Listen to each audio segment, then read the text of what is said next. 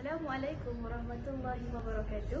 Kami dari kumpulan 7 ingin membentangkan tajuk iaitu perkahwinan dalam perspektif Islam. Nama ahli peluang kami ialah saya Nofika Ina binti Muhammad Rosti, Nometri I24307943, Kristina binti Idris I25108118, Amna Muzira binti Muhammad Amri I24307959 dan Nora Faziana binti Azmi I24307926. Definisi perkahwinan terbagi kepada dua. Dari segi bahasa iaitu nikah, bermaksud berhimpun, bercampur dan bersatu. Dari segi istilah pula iaitu akad yang menghalalkan hubungan antara lelaki dan wanita. Perkahwinan sunnah Rasulullah SAW. Yang pertama, amalan yang digalakkan dan ditunjukkan oleh baginda sebagai contoh kepada umat Islam. Perkahwinan merupakan amalan yang sangat dititik beratkan oleh Rasulullah SAW. Baginda bukan sahaja menganjurkan umatnya untuk berkahwin, tetapi menunjukkan contoh teladan melalui akhlak, tanggungjawab dan cara baginda melayani isteri-isterinya. Sunnah perkahwinan Rasulullah menekankan aspek kasih sayang, keadilan, hormat menghormati dan penyelesaian masalah dengan hikmah. Dengan mengikuti sunnah ini, umat Islam dapat membina rumah tangga yang harmoni, berkat serta berlandaskan ajaran agama. Yang kedua, merupakan fitrah semula jadi manusia. Keinginan untuk berpasangan dan membina keluarga adalah fitrah yang Allah tanamkan dalam diri manusia. Melalui perkahwinan, fitrah ini dapat dipenuhi dengan cara yang halal dan terhormat.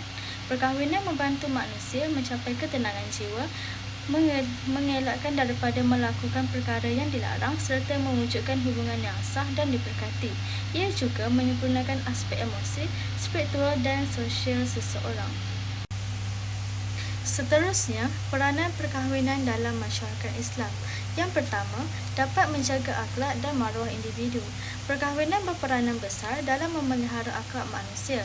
Dengan adanya ikatan yang sah, seseorang terhindar daripada pergaulan bebas dan gejala sosial yang boleh merosakkan maruah.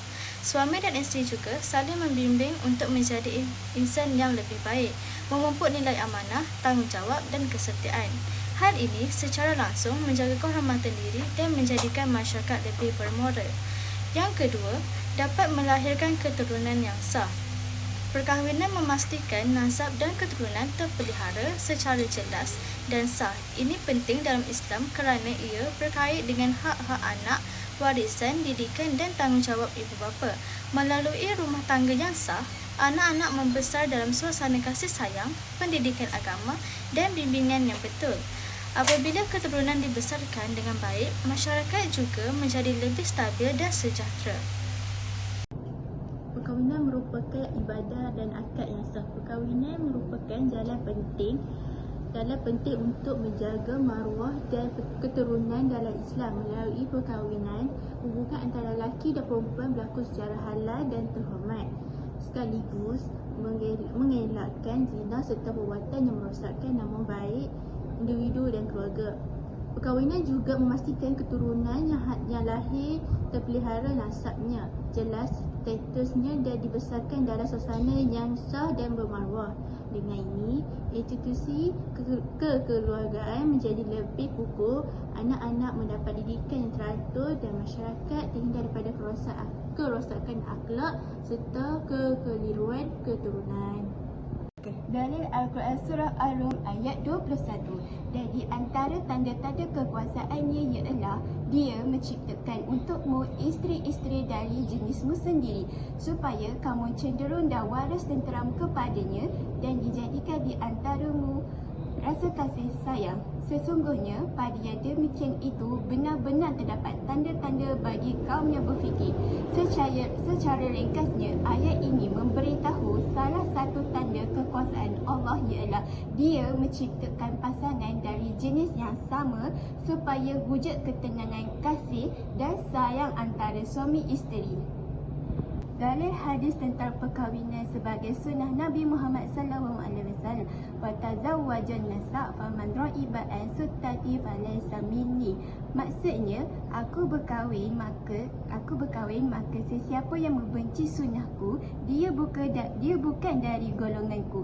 Hadis ini menunjukkan bahawa perkahwinan sangat dititik beratkan dalam Islam kerana ia merupakan sunnah Nabi Muhammad SAW yang membawa kebaikan kepada individu dan masyarakat. Perkahwinan merupakan jalan menjaga maruah dan keturunan. Perkahwinan merupakan salah satu jalan utama untuk menjaga maruah dan keturunan. Melalui perkahwinan yang sah, hubungan lelaki dan perempuan berlaku secara halal dan beradab, sekaligus dapat memelihara kehormatan diri serta nama baik keluarga dan masyarakat.